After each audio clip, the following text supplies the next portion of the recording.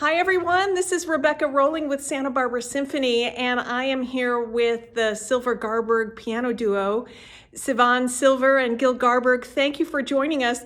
I am a big super fan, and I'm really excited to ask you a couple questions and get to know you. We are here at the Santa Barbara Museum of Art, where Sivan and Gil are going to perform tonight at 5:30, and they're also going to be at our concerts performing with the symphony this weekend. So, just tell us when it starts. We'll talk now. Here we are. So thank you for coming. You are performing. What are you performing at the recital this evening? So today we will perform the Petrushka by Stravinsky in Stravinsky's own original version for piano four hands. Stravinsky was an amazing orchestrator, but he wrote almost all of his pieces on the piano. And you can feel the pianism just flowing out of the piece. It's one of the most challenging pieces technically that are in the literature. And it also connects very well with Van Gogh, which is today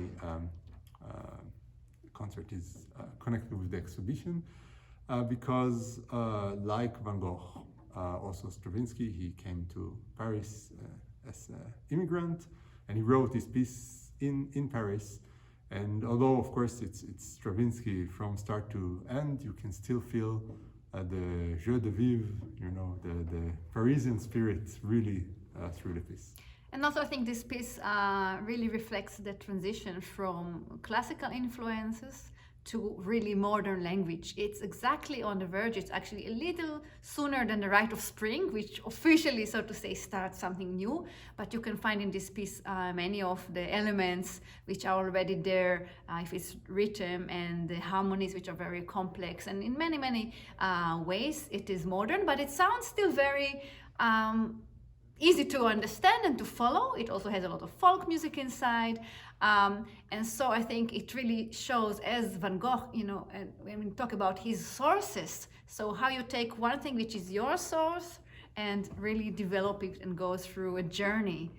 In a sense, I really find this piece fascinating in the sense of one artist being influenced by some other background. Oh, that's great. I can't wait to hear it. Now, how do you navigate this very tiny keyboard, which doesn't seem tiny for one person, but it seems tiny for two people with four hands? Yeah. Is the music written specifically? Obviously, you have different scores, right? Different parts. I mean, it's one score that includes everything. As the conductor has a score with even many more players, so we always work from a score that shows all the voicing. Yes. And we do have 88 keys.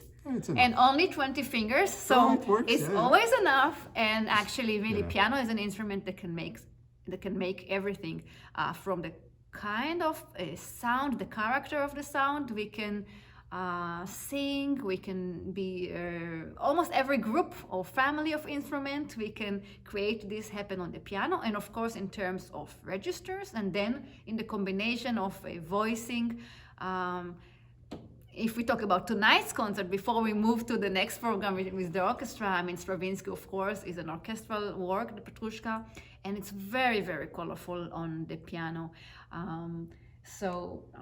I think you will see it's also very, very active, the way we sit and the way we maneuver our hands, but we are never aware of that. We really think of just the voices and how we work together, and all the rest, the choreography that comes with it is through the music. I'm glad you used that word. It's very vivid. Yeah, I'm glad you used that word choreography, because it does look like dancing when you play together. That you're very specific. You must practice that, right? How your hands not quite. go. We really work on the sound, phrasing. Sometimes you have really places that you have to a bit sort of plan the movements, because you more as my arm is coming from underneath or from top, but it also has to do with the kind of sound that you want. So if we have to, it's the same as pianists with two hands. We find some kind of language which is natural for us. In Schumann you have in the trio, which we will play with the orchestra in the weekend, you have a place where each one of us is playing one chord, but I play the upper ones and Sivan play the lower ones, so we have to switch. Oh, wow. And so there are places like this, and Yeah. I think Dunza did it on purpose. But most of the time, it's, we are just about the music, and when we look on ourselves, we are always surprised because we're not aware of that. Actually, we just think of the music. So Richard Dunzer it's sort of an arrangement, sort of a reimagining of the Schumann piano. So this is something very special because we have, I think, one of the very few cases, the only one I know of, that we have three composers participating in the same performance. So this is a piano quartet by Schumann, which means a piece for piano, violin, viola, and cello. And Brahms was probably the greatest arranger for piano four hands. His arrangement for piano four hands are absolutely fantastic, and he also writes a lot about it. He was changing the texture. It was very, very, and he was a big fan of that. He really loved it. Yeah, as well. He really loved it. So he wrote a version of this quartet for piano four hands, just us. And it works wonderful. It's a version we already played in the past. It's really amazing. And then Dunza, after we played here two years ago with the orchestra, we played another arrangement that he wrote for a Brahms quartet. The orchestra were very happy, and they asked him to write a new one and commission the piece from him, which is really wonderful that they could do it.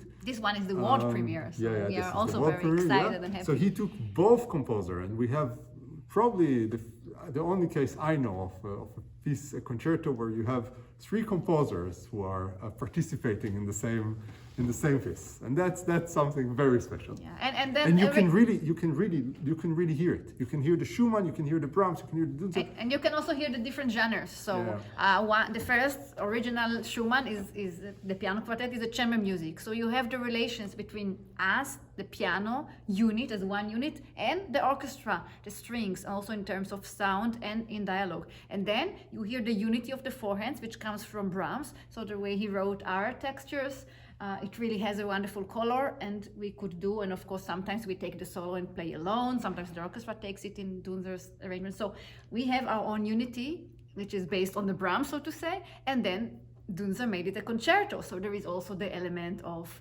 the soloist with the orchestra, and of course the side of performing to not in a chamber hall, rather to the audience, the brilliance, the personality of this individual, and then the whole orchestra. So it's very interesting to see these genres come together, and it works, I think, beautifully.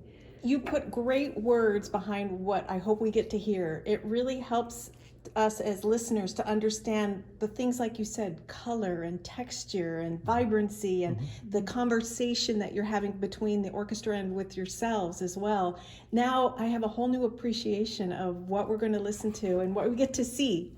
Because it is very visual. It is. You're very visual. In a sense, the four hands, especially, even more than two pianos, we are very much Yeah, it's together. more than the sum of its parts, right? Yes. Yeah, it's very intense in a sense, but it should feel very natural. Yeah. So Wonderful. Well, thank you. Thank you. So that was the Silver Garburg piano duo sharing a lot about what we get to hear today at the museum and at the concert hall. Symphony concert tickets are available at thesymphony.org.